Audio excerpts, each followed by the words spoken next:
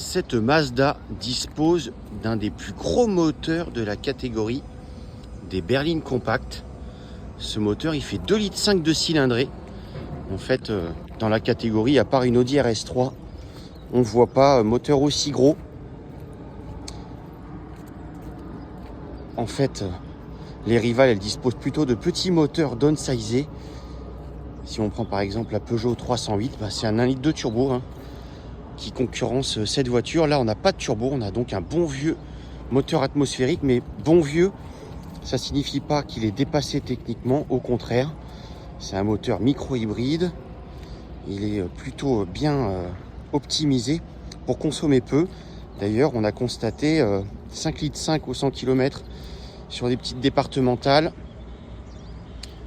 6 litres en passant sur voie rapide et 7 litres sur autoroute à 130, donc c'est plutôt pas mal. Le rendement, il est pas exceptionnel, puisqu'on a 140 chevaux. Pour 2,5 litres, ça fait pas beaucoup, mais en fait, ce moteur, il est surtout peu énergivore. C'est le rendement énergétique qui compte le plus. Je vous montre un petit peu l'intérieur. Ça change pas, la Mazda 3, on la connaît depuis quelques années. On a une planche de bord plutôt joliment dessinée.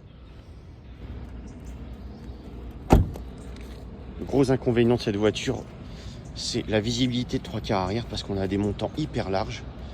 Mais pour le reste, c'est quand même une auto plutôt réussie. Et à défaut de se montrer rapide, la boîte auto est assez douce. Rendez-vous très vite sur Caradisiac pour l'essai complet de cette voiture.